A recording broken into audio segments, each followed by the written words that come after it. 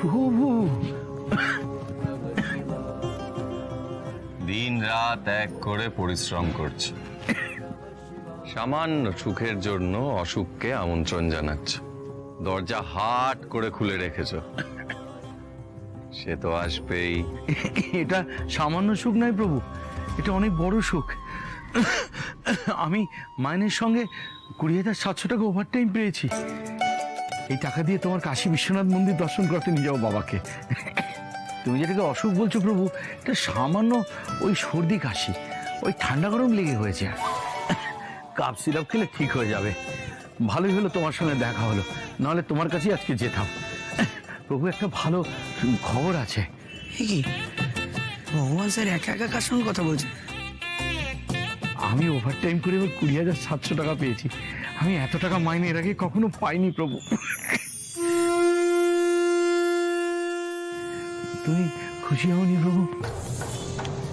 ভক্ত যদি খুশি হয়, আনন্দে থাকে, তাহলে এর থেকে ভালো ভগবানের কাছে আর কি হতে পারে? ধন্যবাদ প্রভু, থ্যাংক ইউ। কিন্তু তোমার জন্য আমার চিন্তা হচ্ছে ভগবান দাস। কেন প্রভু? তুমি যদি সুস্থই না থাকো, তাহলে এই টাকা তোমার কোন কাজে লাগবে ভগবান? টাকার পেছনে দৌড়ে নিজেকে অসুস্থ করে তুলছো। ও কোনো ব্যাপার না, শরীর থাকলেই খারাপ হবে, ও নিয়েও তো চিন্তা করার কিছু নেই। কিন্তু আমার বাবাকে যে আমি কাশী বিশ্বনাথ দর্শন করতে নিয়ে যাচ্ছি, এটাই আমার সব থেকে বড় আনন্দ, এটাই আমার সব থেকে বড় সুখ। আর শান্তি, শান্তি কোথায় আছে ভগবান? আমাদের মতো মানুষের কাছে টাকাই সব।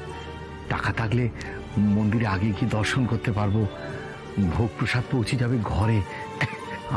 বাড়তি টাকা থাকলে না ছোট ছোট ইচ্ছেগুলোকে পূরণ করা যায়। আমাদের ইচ্ছেগুলো নির্ভর করে আমাদের রোজগারের উপরে। তুমি তো বলেছ মন যা বলবে সেই কথা শুনতে, তাই না? তুমি আমার কথাতে আমাকেই জড়িয়ে ফেলছো। সারা জীবন যেন তোমার সঙ্গে এভাবেই জড়িয়ে থাকতে পারি।